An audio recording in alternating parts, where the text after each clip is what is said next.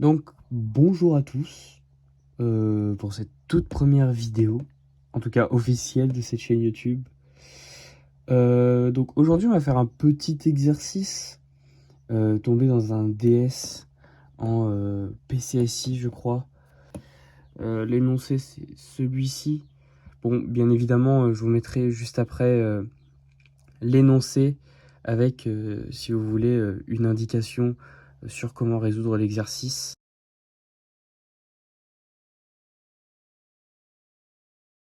On va procéder donc à la résolution de l'exercice. Donc, on va montrer ça. Alors, généralement, quand on a des expressions comme ça, déjà avec des formules trigonométriques, on veut la plupart du temps chercher en fait à trouver un changement de variable. Donc l'indication que je vous ai mise normalement quand on regarde en haut sur le racine de 1 moins x carré, en fait ça fait penser furieusement à un 1 moins sin carré qui va devenir un racine de cos carré qui va finir par un cos en fait. Et donc le fait qu'on ait ça, ça fait directement penser, ou en tout cas presque directement penser, qu'il faut faire un changement de variable en x égale sin θ. Et ça paraît pas délirant en réalité, parce que au-dessus on a un x, et ce x, si on fait x égale sin θ, et ben en fait ici on va se retrouver avec un sin θ sur en tout cas valeur absolue de cos θ. Mais ça va pouvoir dégager. Donc, on va faire ça maintenant. Θ est bien défini. Alors là, il faut faire attention.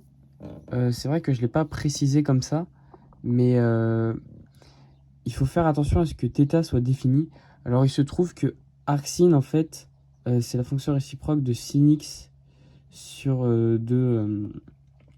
de moins pi sur 2 à pi sur 2.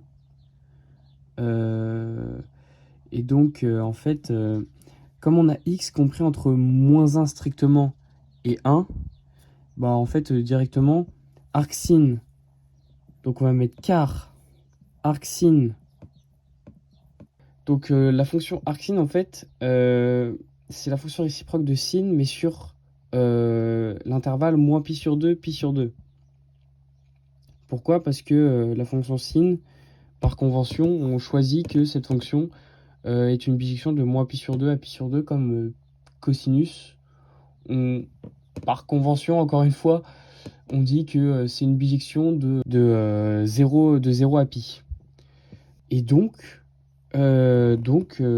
notre θ est bien défini parce que tout simplement, il est dans l'intervalle de définition dans lequel l'arcsin se situe.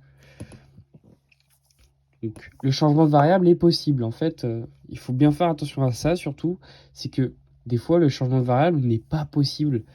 Et donc là, il est bien possible. Et donc, si on prend θ égale arcsin de x, si on prend θ égale arcsin de x, donc θ égale arcsin de x, c'est équivalent, parce que ici, on est bien dans le cas où arcsin est une bijection de sin, à x égale sin θ. Et à partir de là, là c'est plutôt simple. Du coup, avec ce que je vous ai dit juste avant, 1 moins x carré, c'est égal à 1 moins sin carré de θ. Et donc ça, c'est égal à cos carré de θ. C'est bon, juste on compose avec arctangente. Hein. D'où arctangente de x sur racine de 1 moins x carré égale à arctangente de sin θ sur racine de cos carré de θ. Et donc ça fait arctangente de sin θ sur valeur absolue, cette fois-ci, attention, valeur absolue de cos θ. On va mettre or.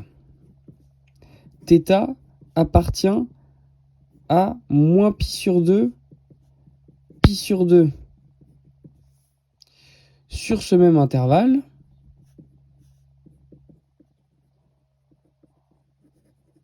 on est d'accord, sur moins pi sur 2, pi sur 2, cosinus est positif. Donc cos θ il est positif, d'où valeur absolue de cos θ égale à cos θ.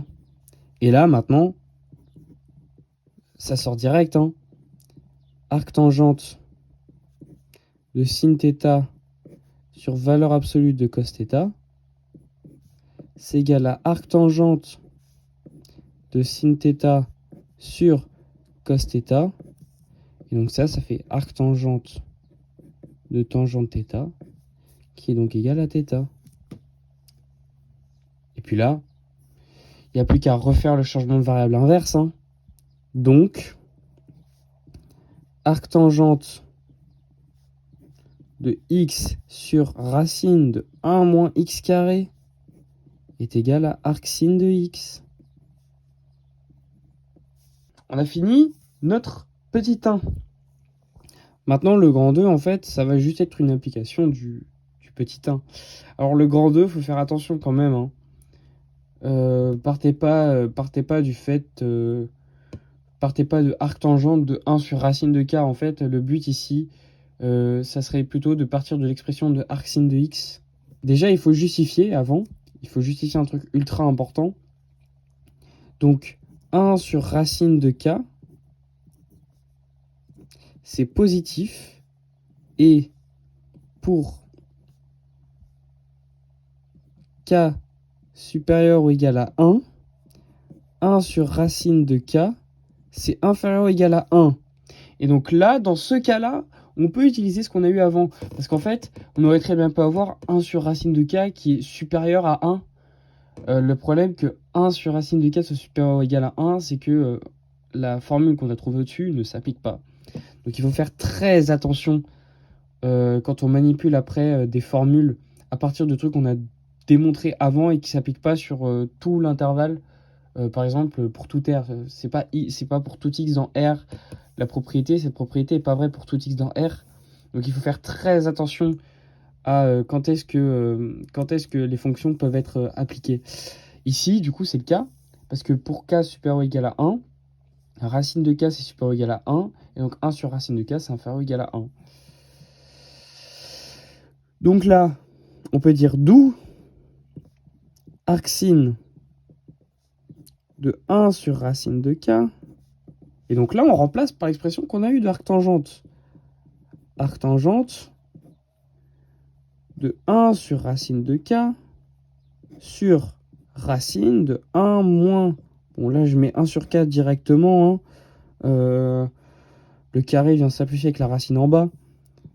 Et donc ça, c'est égal à arctangente de 1 sur racine de k sur racine de k moins 1 sur racine de k. Et là, les racines de k ils se simplifient. Et hop, on obtient arctangente de 1 sur racine de k moins 1. Et ça, est-ce que c'est pas beau ça? Donc, on obtient donc